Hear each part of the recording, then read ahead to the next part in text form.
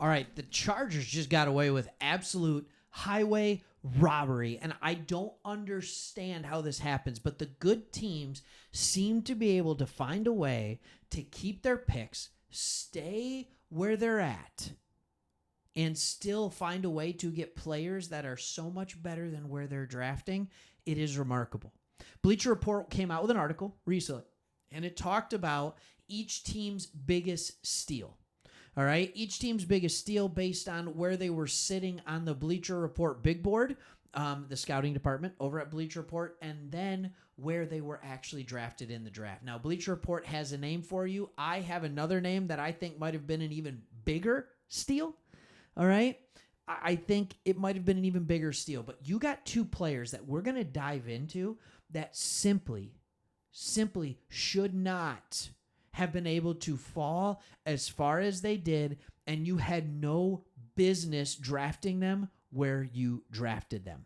Truly remarkable what happened. So let's first start with what they're talking about on Bleacher Report. They said the Chargers' biggest draft steal was Cam Hart, the cornerback out of Notre Dame.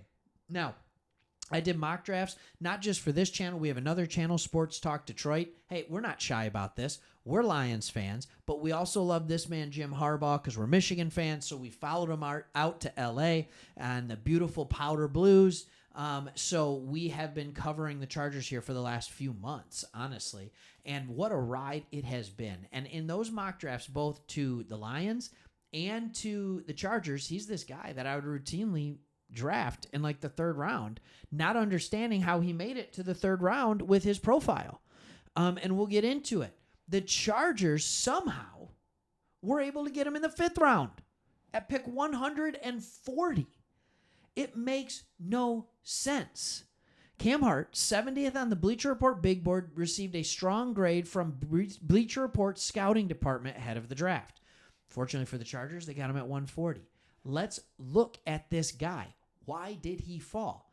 For starters, this past year, I always look at passer rating allowed, 67.1. It's pretty good. It's pretty good. But not just that. He's 6'2". He's 207 pounds. Even if he can't be a corner, he's going to be a phenomenal safety. I don't know what's going on here, but he does seem to have all the tools to match up with these big type corners. He absolutely does. All right. Now, he didn't have good interception. He didn't get picks. Honestly, he hasn't gotten picks for the last 2 years. So maybe that's something, the ball skills that people are afraid of. But when you watch, his production is good. They only targeted him 28 times. He allowed 15 catches. Last year, 44 targets for only 22 catches. He has been really good. He can match up against big outside receivers. He can match up against tight ends. He is phenomenal in all these ways. And then you look at him as an athlete. I always talk about the relative athletic score. And he is the 42nd most athletic corner to ever test. Okay, let's just pause on this for a second. You should never, or I can safely say, I have never seen a cornerback that has this type of an athletic profile. 6'3", 202 pounds, a 40-inch vertical, almost 11-foot broad jump. That is a 4.5 guy. And if he ran a little bit better, probably could have gone in the 4.4s, right? I have never in my life seen a guy like this drop to the fifth round. It makes zero sense. And when you watch him on film, he's still good. This is a guy that can be a future starting corner in this league. Hands down.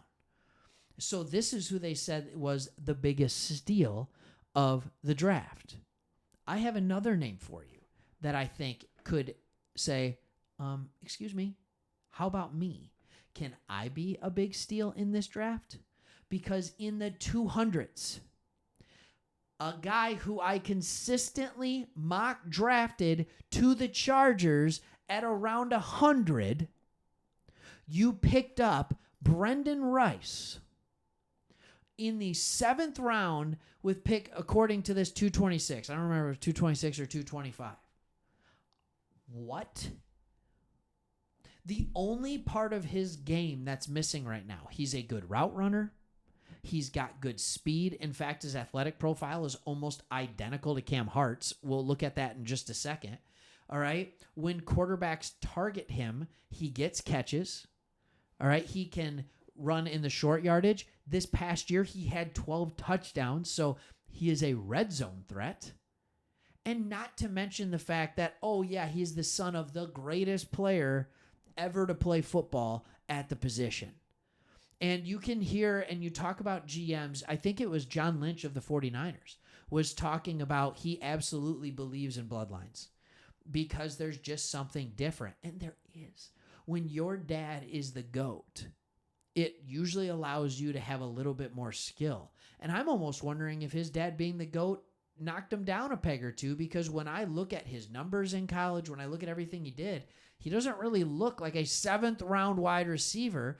And then when you see his athletic profile, right? I mean, he's not like the most athletic, but he is a top 13% ever tested wide receiver. He's got good height. He's got good weight. He's got good explosion. He's got good speed.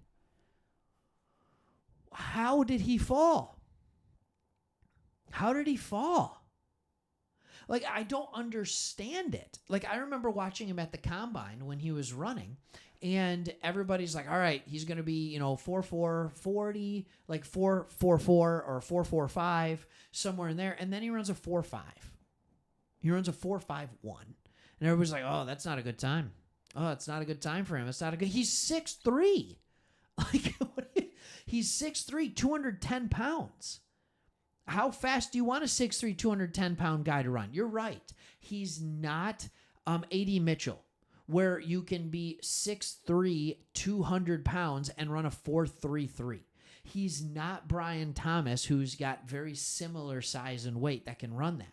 But also, there's only been 2 guys in this class that were that size, that height, that weight, that ran that time. They don't just grow them on trees. The rest of the guys that are running in the sub 4.4s are your guys that are much lighter. Your Troy Franklins, even McConkey, like things like that. Neighbors is lighter. He's a solid 15 pounds lighter. So, you sit here and you're just like, well, I don't know. A dude can do it. And by the way, his dad was underrated too. His dad was underrated coming into the pros because...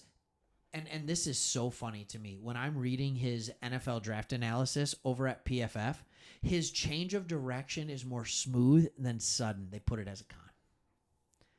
You know who else's change of direction was more smooth than sudden? Jerry Rice. Yeah, Jerry Rice.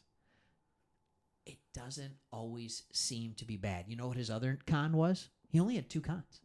His other con was long speed is adequate, but doesn't appear to have a rare top gear. You know who else's long speed was adequate but didn't appear to have a rare top gear? His dad, Jerry Rice. Man, this could be a steal. This could be an absolute steal. The hit rate on wide receivers, when you go back historically over the last 10 years, the hit rate of wide receivers in the 7th round is atrocious. It's like 2 or 3%. It does not happen often. This would absolutely be my pick for a wide receiver to hit in the 7th round, and Cam Hart would be my pick for a corner to hit in the 5th round. Very mature, very good draft by the Chargers. All right, thanks for watching. See you on the next one.